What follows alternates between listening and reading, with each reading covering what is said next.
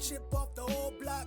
Looking at you got me thinking about my old pops. How I'ma navigate and get you through the road. Do people feel like pressure to like have kids and all of this stuff? You could ask me all about different, like, you know, things I'm doing or accolades and all that kind of stuff. And if my mom was sitting here, she'd be sitting here like, I just want to be a grandmother. You know, and my grandmother's like, I just want to be a great grandmother. You know, every once in a while, I run into somebody who may not yet be a father, but they aspire to be. So they're consuming content that may be very similar to mine, or they're curating their own content. I want you guys to meet Brandon. Now, Brandon is not yet a father, so his perspectives are all going to be that of an aspiring father. What he's seen before, what he wants to implement. And Brandon is a Dadvocate. He's 100% a Dadvocate. He runs a group called TheBlackManCan, which just highlights Black men in the most positive light possible. In this episode, we talk about HBCUs versus predominantly white institutions. We go over his strategy for motivational speaking, especially when it comes to kids, how he gets these kids riled up and ready to go. And we talk about how he envisions his life as a father. Hope you guys enjoy this one. When we're talking about like perseverance, like how whenever I do a talk or something I talk about, I ask the group, I say, I'll just do it how I would do it. So who's ever had 7-Up? You know, I've had 7-Up, yes. They're like, do you know why it's called 7-Up? People are like, no, I don't know why it's called 7-Up. It's called 7-Up because it took them 7 different formulas before they got all the right chemicals together to make 7-Up. Oh, word. Right, so Formula 4 was disgusting. Formula 5 was 6 was like 7 was perfect, and that's the 7-Up that we drink today. Who's ever used WD-40? People raise their hand. If I'm talking to kids, I sometimes have to have an image up because they don't know what I'm talking about. Yeah, and they're like, oh, WD-40. I'm like, you know why it's called WD-40? I'm like, no, I don't know. It's called WD-40 because it stands for water displacement. WD perfected on the 40th try. Wow. Right, so it took them 40 times before they got all the right chemicals together to make WD-40. Like, who at home does chores and uses 409? Sometimes people know what it is. Some people, adults always know what it is, but not every time we kids. So I have a prop or a picture, and like, oh, I seen that before at grocery store, or whatever. It's like the reason why they call it 409 because it took them 409 times before they got all the right chemicals together to make 409 that we all use today. And so what we have to take from this is that inside of us are all $1 billion ideas and $1 billion dreams. Each one of these products have made $1 billion since they were created. But we can all think about something that we started and the second time we gave up.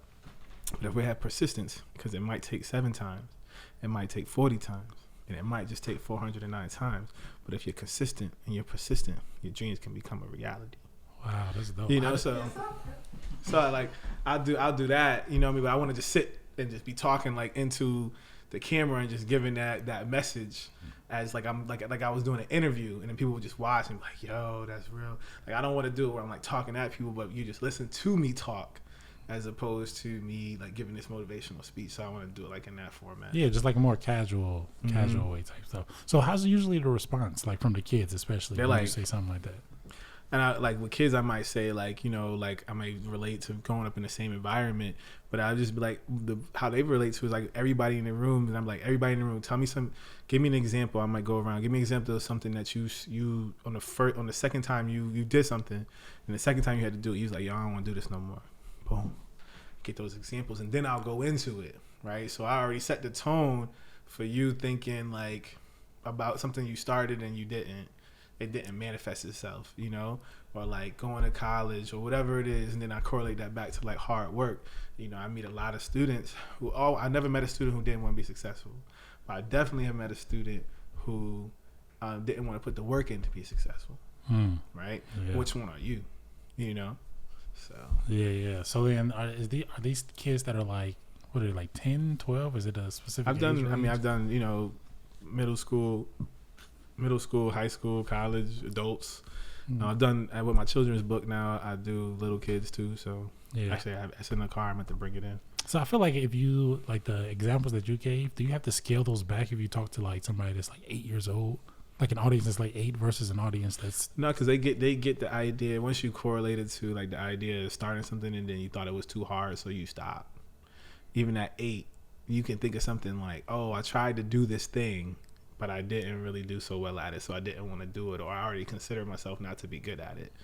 And the purpose being that, guess what? When the second time they did 7-Up, they didn't stop though. Or then I'll go into like as a baby, like we have to think about how babies walk is how you have to think about life.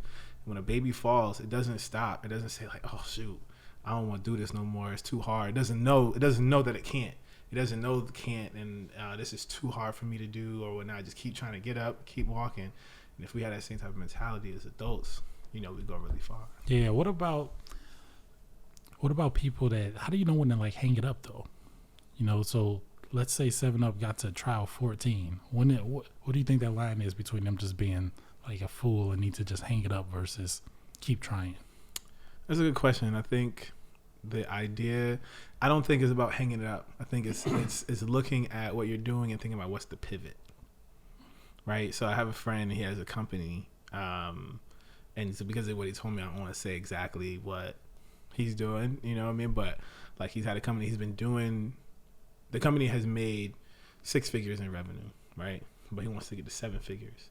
And the current business model is not the avenue in which he's going to get to 7 figures. So you could, even with that, it's still 6 figures, but you're like, I want 7. I'm still not seeing traction, right? And so, but then it's like a pivot. So it's thinking about what is that business move that I need to make in order to push it along, because it just might be the process by which you're doing something is not working. It's not that what the idea or your why is not relevant or good enough. Yeah. So I think it's more thinking about what's your pivot, that you like, okay, this works, but what's my pain point? What's my thing that's not working or not hitting, and thinking about what's the switch that I need to make. Yeah, that's cool. So you're from Hartford, Connecticut originally. You live in New York now? Mm-hmm. Yeah, so like what, in Brooklyn? For Hartford, Windsor. I try to I rap both.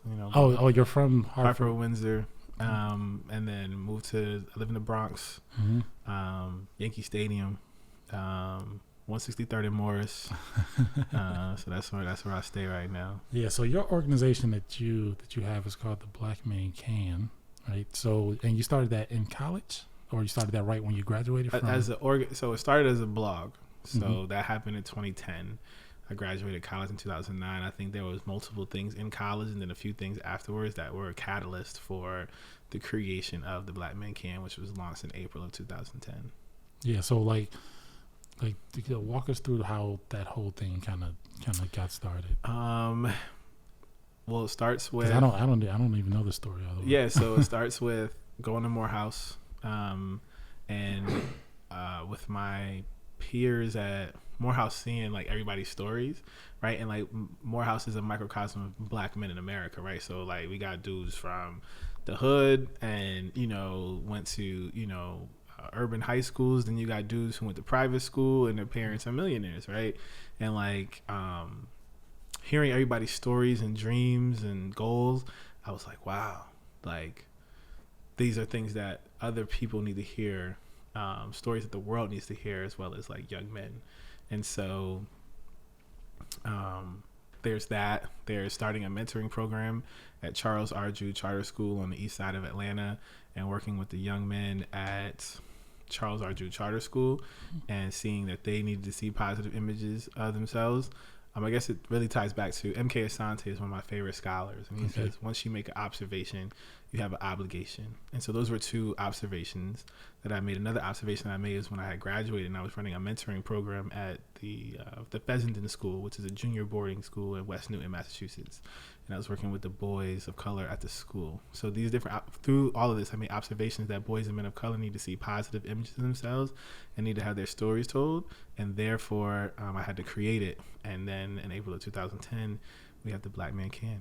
Yeah. So was your life a result of all of this? Like being, was your upbringing one of the reasons why you decided to like do something like this? Like what was the real motivation behind that? Is it just I see a problem, I want to attack it, or I have experience in this area and I think I should help out? A little bit. I would say if anything from growing up, it was like growing up, I wanted to be like a sports broadcaster. That was like, aside from thinking I was going to the league for basketball, I wanted to be a sports broadcaster. But I wasn't sure but I didn't know people who. Only person I could think of was like Ahmad Rashad growing up, who was like, oh, he kind of does what I would love to do, and he looks like me doing it. And so that's kind of like some of the premise behind the work that we do with the Black Man Can, is that I get to travel all around the country and hear young men speak, and they talk about what they want to do. And so I always will meet a room full of boys, or boys inside of that room, who will say, I want to go to the NBA, NFL, or I want to be in entertainment. And I don't have an issue with that. The problem that I find is that when they say they want to go into those three areas, they say it with the utmost confidence. Like like, how you going to tell me or believe that it can't happen? But when I meet the boy who says, I want to be a graphic designer, I want to be a video game designer, I want to be a sports broadcaster, I want to be in some other field, there's a pause between the idea that they say what they want to do and then the lack of confidence and thinking that it's going to happen, because they don't necessarily know anybody that looks like them.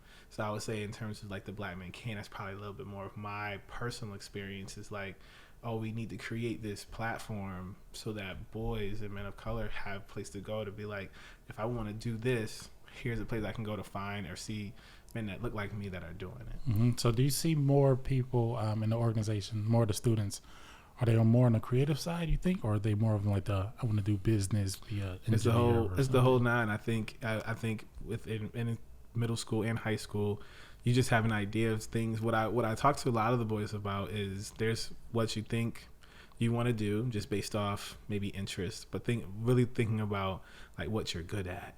Although we don't talk to students enough about what you're good at or developing skills. Like, yes, I fully believe in passion and purpose and like what's your purpose in life and everything like that. But what we don't talk enough is about what are you good at and what skills can you acquire, right?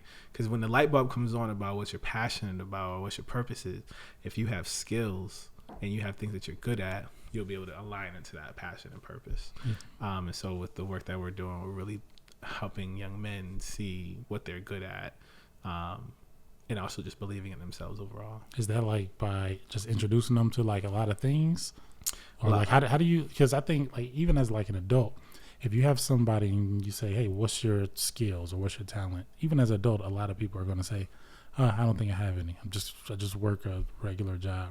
And I feel like if an adult is saying that, a kid is probably going to say that too. They're not going to be able to identify like their skills. So how do you help kids identify like their skills?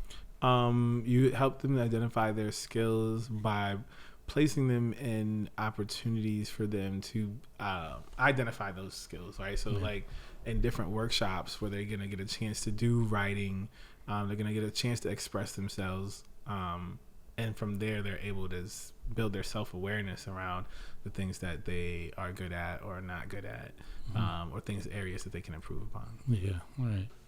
So I was digging up some dirt. I was doing some super stalking over here. Okay, all right. So you were on BET for a minute, right? I was acknowledged by BET for they did this award series, I guess we'll call it that, called Next in Class, and I was the honoree in the field of education. Yeah. So how did that whole thing come about? Did like the CEO of BET call you up and say, hey, we got this thing going on? No, not at all. Well, interestingly enough, I found out that I was even remotely that I was selected through Facebook Messenger. So the person from BET who was like managing the project reached out to me, and I actually almost missed it. So it was like in Messenger, but if you're not friends with somebody, it kind of goes to like this spam place on Facebook. Yeah, no man's land. Yeah, and I just happened to be clearing it out, and I was like, oh shoot, I'm one of the finalists. So I reached back out, sent like the information, whatever they had asked for. Then it went to a voting. So it was there was me and other people in that category, and whoever got the most votes would be the winner. It was a little weird for me to like go on Facebook or Twitter and be like, hey, vote for me. It's not really my thing. You know, I just like to do the work. And it was a really cool experience. I got to do a photo shoot, like a professional photo shoot where like they're taking pictures of me, but there's like 3 people like coming to do the lint brush and pulling my suit down. Oh, you got the experience. Yeah. Like it was like a full day shoot where like they had a car service pick me up from my house and bring me back home. In Connecticut, the shoot was in Brooklyn, so they had a black car pick me up from Connecticut, drive me all the way to Brooklyn. To do the shoot all day. The shoot, you got music and food. You can show up in your pajamas. They got the makeup there. They got the clothes there. You just show up in your sweats. And everything get taken care of, and then when you finish, you take all your sweats back on. They make you Uber back home once. Nah, they give you the car service back home. Wow. So it was probably a really cool experience. Then for the BET Honors, the awards ceremony, got to do the red carpet. So that was an experience where you come in and it's a line, and it's like every media outlet that exists in the world is there to interview you. Then once you finish that, you get to the last part, which is the cameras. And like, we've seen these things on television where you see like 80 million cameras all flashing pictures, and that was the experience. And then got to sit, amongst some of the stars, met some cool people. I met Usher. Hey. I met Terrence Howard, Gabrielle Sidibe, Melissa Harris Perry, and some other folks that I just got to meet just by virtue of being on the red carpet. And also just trying to act like I've been there before, I'm not trying to be like, well, I'm here. We both here. We both supposed to be here, So like trying to just kind of keep my cool and not be like starstruck. What? So I'm surprised you didn't. Did you get bit by like the success bug at that time? Did you think I was like I made it? I'm super successful. I need to keep doing things like this and keep not getting nominated for stuff like this? No, if anything, though, all those opportunities or accolades are a reminder to continue to do the work. I mean, when we got to BET, even to be selected for BET, so how I even got to be selected by BET is that they pulled together like their millennial population that worked at BET, and then they came up with names of a bunch of people, and then they came up with like 20 people in every category, and then whittled it down to 3, and I was one of the 3. This is in 2016. In 2016, people have an idea of what TheBlackManCan because of our Instagram following. But when we just moved at the start of the BET process to vote, we only had 4,000 followers on Instagram. So it's not like, it wasn't tied to that. It's tied to the work. There's people that work there that like, they've seen the summits that we're doing and the different events that we're doing, and the work on the ground that's practical that you could touch and see is how we got acknowledged, not because we have a social following or we're getting all these different awards. So I think it's just a reminder to do the work, and that the work is needed, and we should continue to do that. Yeah, that's what I want to ask you too. So like what role does like social media play to the whole mission of TheBlackManCan, if it plays any part? Like what does it matter? It's just to continue to promote images. So like when you come to the page of TheBlackManCan, you're going to see us celebrating black men for being entrepreneurs, fathers, husbands, pastors, lawyers, doctors, podcasts, the whole nine. Everything that, all the spaces and places that we occupy, it's for the Instagram to showcase that, and showcase men of all walks of life, all different socioeconomic statuses, all different areas, and their commitment to being upstanding black men. Yeah, that's why I thought it was interesting to have you on here. When I asked you to come on, you was like, "Hey, I'm not a dad." Yeah, bro. No, because it says dad vlog, and I'm like, "Yo, I'm not a dad, man. I don't even know. I don't got nothing to say. I could tell you about what people told me about being a dad, but I can't speak to it." And that's actually what I'm interested in, because just a short time ago, I was in the same position as when I had Taj, or like I had Taj, like I gave him birth. When Rachel had Taj, when he was born, I went from knowing nothing about a kid. Like I didn't even change a diaper or anything until like he was here, and I feel like, and I was like, 29 or 30. I think I was 30 when he was born. So now I'm wondering, like, do people feel like pressure to like have kids and all of this stuff? Like, because if you're over 30 or 32 or 35 or whatever, is there that added pressure to have kids? I would say I could speak to this from a few vantage points. One, we could say you could ask me all about different, like, things I'm doing or accolades and all that kind of stuff. And if my mom was sitting here, she'd be sitting here like, I just want to be a grandmother. You know, and my grandmother's like, I just want to be a great grandmother. And so I won't say it's pressure, but I would say that it's a topic that they like to bring up. I would also say that, like, actually amongst my friends, I'm the only one. I think I have one friend that's like in my core group of friends that's like not married or has kids. So I would say that because I spend a lot of time with my friends at their houses and stuff, and I see the interactions with them and their kids, and the joy, the stories, the videos. I think that it definitely, again, it's not pressure, but it just makes me like okay, there's the next level of blessings in my life is that, and I, you know, that's the step that I would like to go. And then the third one is just running the Instagram page, and then all I do is read stories and hear from dads and everything like that, and I'm like, man, this is it looks like a lot of work, but it's also a lot of fun. And you know, when you think about scriptures, like, he who findeth a wife findeth favor in the Lord, and so, you know, that favor looks a lot of different ways, one of that being the family that you get to build together. Yeah. So when people message you, like, do you hear like crazy stories or anything?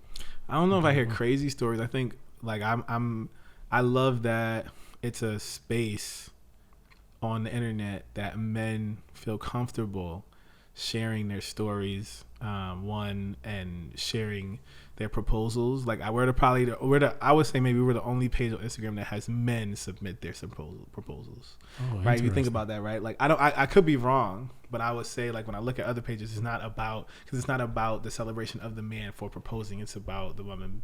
She finally got asked to, you know, get married. It's like, oh, congratulations, as opposed to like this man, you know, it's like saying, you know, this is my lifelong commitment that I want to make to this woman, and that's a big decision for a man to make, and sometimes probably not celebrated as much. It's more like I even see the pictures sometimes where it's like, hey, finally, you know, like, you know what I mean, as opposed to like the process by which it took for him to get to that point. And so I think to have a page that is able to celebrate that is important. And I think what we're going to start to do in 2020 is the questions that come in. So we do get like people asking for like advice, which is really interesting. So I think what I'm going to start to do in 2020 is actually share the questions that people ask, mostly men, and post those as a post on the page, and then just let the community actually give feedback, you know. So like I had one recently from a guy. He sent it in. He just said, hey,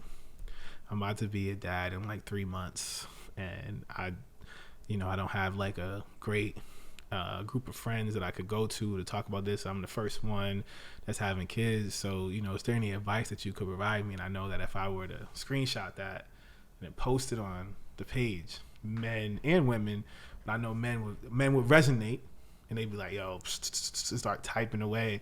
And so then I think adding that component to the community would be very powerful, to have men who are asking for help, right? And even just celebrating that idea of asking for help, because that's something that most of us take the time to be on suffer in silence. And so if we can foster a community in which men are asking for help and being vulnerable, that could permeate throughout, you know, the world. And that's what we need. Yes, men showing that level of vulnerability. That seems interesting. I've seen some like I don't know, maybe it's just me, but I feel like there's this whole stigma that, like, you know, men, black men specifically, they're like not sensitive, and they're not like there for their kids. So I'm wondering, like, what do you think about that whole stigma? Do you see that? Because amongst my friends, I don't see that. No, I mean, I think, you know, that's one reason why the Black Man can't exist, right? Because media has painted that as such. Because like even when you talk about like we talk about the number of like parents or kids in single parent households, all that means is that the person lives with one parent. That doesn't mean that dad is not involved, right? So like that's how, you know, we play with words, right? because I would say I completely agree with you around. I know nothing but men. I don't know a man who's not involved in their child's life. Personally, I don't know one. I personally don't know one. I'm not saying that one exists. I'm just saying I don't know one. So we want to make sure that we showcase that side of the world and continue to be the counter narrative to what, or what I like to say, we want to be the positive contradiction to the prevailing black male image of today. Yeah, I almost think that the media is maybe like ESPN. I feel like there's probably a few woke people there, maybe, because even in the NBA, I feel like the narrative is switching there a little bit, right? Because even the last draft, you see everybody. Before it was, hey, thank you, mom. I couldn't do it without you, mom. But now you got people's dads walking them up to the podium, giving them hugs and all that stuff. So I don't want to say I'm on the media side, but I do feel like I see some level of a shift there. Would you agree with that, or would you disagree with that? No, I would say definitely. There's definitely that shift there. And like, you know, just this past one, RJ Barrett and his dad, and Ja Morant and his dad. So you definitely see it. And it's a beautiful thing, and we want to continue to showcase that. And then also what we do, we try to do a good job of is showcasing all those men who are currently in NBA as dads. So we've posted LeBron, you know, celebrating his son or hanging out with his daughter, Derrick Rose, Matt Barnes, Ja Morant, who actually has a daughter. I just posted a video of him and his daughter before the pregame. I've had this conversation with people a lot of the times. People that went to we call it WPI, right? PWI, and then people that went to the HBCUs. And do you think that one is more, you know, coddled than the other, like babied than the other? No, I think that what I find is that students who do go to predominantly white institution end up having, like, I mean, you have some white friends obviously, but you build at least a network or a group with the black students that are there, you know, because you have the commonality in a lot of different areas. So I think that there's a self-identity development piece that can happen at a historically black college that you can't get at a predominantly white institution, because it's not designed to do that. Like what? So what do you think? Like Morehouse, I haven't gone to Morehouse. Morehouse is designed intentionally to create black male leaders. Tell me another school in the world that you can go to and say they're going to tell you, like, no, we create black male leaders. That's everything we do is to produce black male leaders. Well, they at school, a PWI can say we just produce leaders and we just take the black part off of it. So, you know, you're made to be successful. Is that not the same thing? No, that's like whitewashed. That's assimilation. And so, not to say that you still won't be a leader, but it's assimilation as opposed to acculturation. So I think that that's what, like, we're here having this conversation because I went to Morehouse. If I don't go to Morehouse, then we're not having this conversation. Even one of the first things they tell you when you get to Morehouse is that it's quotes words of Dr. Benjamin Elijah Mays, the sixth president of Morehouse College, and he states that every man and woman was put on this earth to do something unique and something distinctive. If he or she does not do it, it will never be done. You know, I heard that at 17. I'm kind of like, okay, I don't know what that is, but to set that tone, the first day of being on campus, not the first day of school, first day on campus, like we're here to make sure that you figure that out, what it is that you're supposed to do, what contributions that you're supposed to make in the world as a black man, right? And then also just the confidence that I can accomplish anything as a black man, because the K through 12 education system and some of the predominantly white institutions that we're speaking of aren't designed to make sure, like, you can survive, thrive, and be great in this world as a black man. And I'm grateful for the opportunity to be in a space for 4 years that was designed to make sure that when I leave the pearly gates of dear old Morehouse, I can go out and know that I'm supposed to be in any and all spaces that I want to occupy or where God wants me to be. So if you had a child, two things. what college is he going to? Is he going to have to go to a HBCU? Well, right. If I have a son, Mm-hmm. I want him to go to Morehouse. Because of everything that you just stated. Everything I just stated. Maybe even if he's the number one recruit in the country, if that were to happen, we're gonna break the mold and go to a HBCU. But there's no. But I would want him to go to Morehouse. I want my daughter to go to Spelman. But it's also something that I'm not going to force. Like, you have to, but I know that they'll have the exposure that it's definitely a school they're gonna apply to. Like, they're gonna do homecoming. They're gonna meet my friends. Like, so I was just at homecoming this year, and this is a true story. So one of my friends, we're just, it's a bunch of us just talking and just catching up. You know how when black men get together, it's like I'm just trying to be like you party. It was like that. And he was like, yo, man, when I have my son, I want all of y'all to be in this life. I want y'all to, impart wisdom, and whenever you see me, because we all live in like different parts of the country and stuff, but it's like, I want you, and I'm like, yo, it's done. That's ties more brotherly. That's just how we roll. And then the funny part to the story is that so he's like, when does the baby due? He's like, Monday. It was Saturday. So I was like, man, you know what? Your wife love you because you out here at homecoming at the tailgate sauced. But it was that's what it's about. I will say at the HBCUs, you get relationships that I don't know if you necessarily get those same kind of relationships. Oh, absolutely not. It's not designed to be that way. It's like, like if you can even look like if like we want all alumni to give to HBCUs is very important. But if you were to take alumni who give at HBCUs and then talk to all the black people that went to their predominantly white institution, then if I asked if they give to their school, they're like, just like that. They're like, yeah, I don't know. Why would I do that? Right? Why not? Because it wasn't a place that was designed for your whole progression and upliftment. You appreciate the degree that you got. Thank you very much.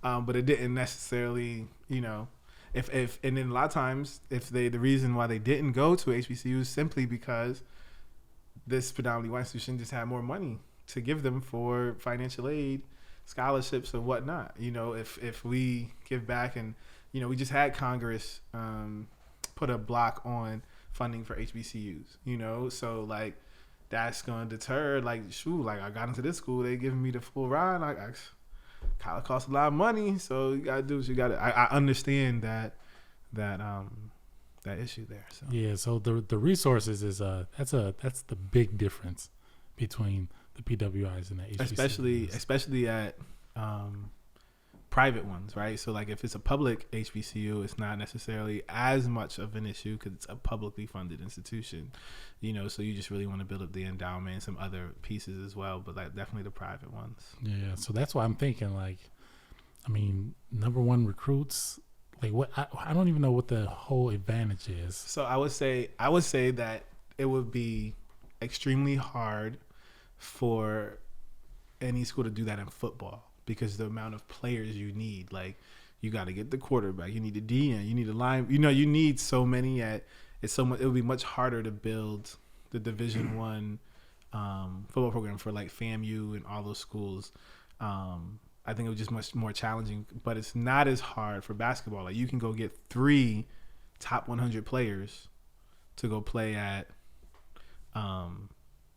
what, 3 different schools? No, at one school. So like school. Yeah, like use Howard, right? Howard had the 2 top 100 recruits come this year.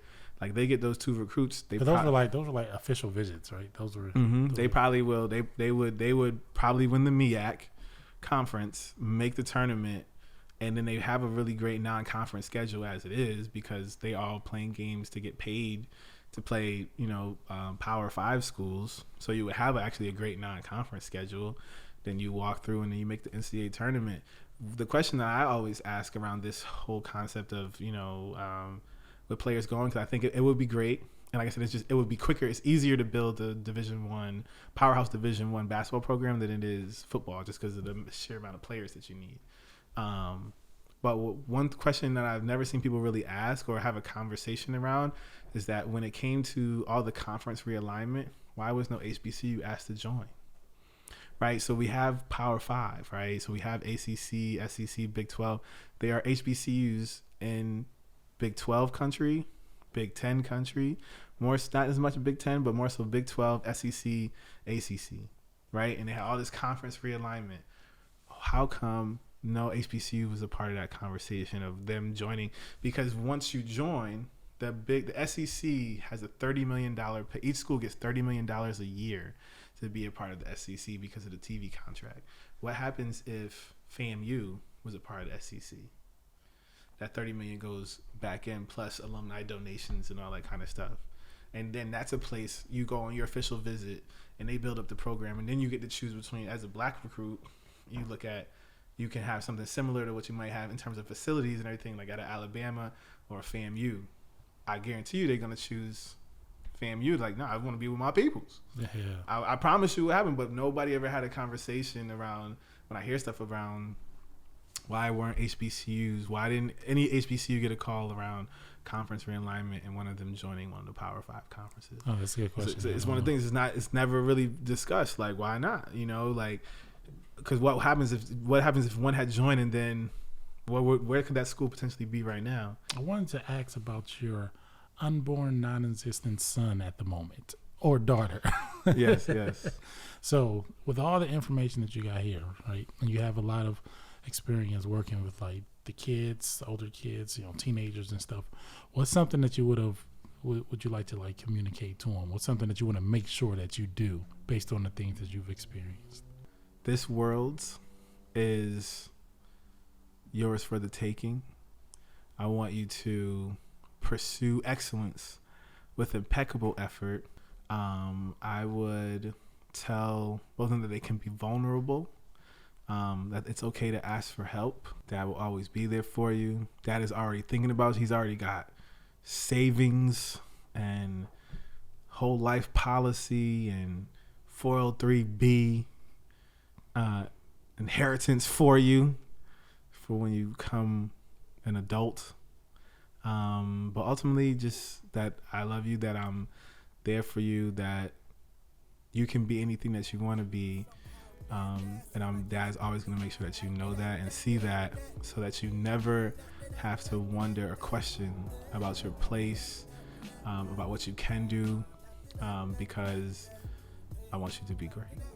Hey, I hope you guys enjoyed Brandon. Just a awesome dude. He's, like I say, he's just an advocate for everything fatherhood. Make sure you follow him, follow his company's page, TheBlackManCan. Very, very inspiring stuff there. Don't forget to follow me at the Dad Vlog, Dad_vlog, right there on Instagram. And next week, I'll see you again for another episode. So use a chip off the old block. Looking at you got me thinking about my old pops. How I'ma navigate and get you through the roadblocks. You went from diaper change, poo-poo to potty train, whoa. Come and talk to me, I got a lot of game, whoa. Smile like your mama, but we look the same, whoa. And you can talk all week, but some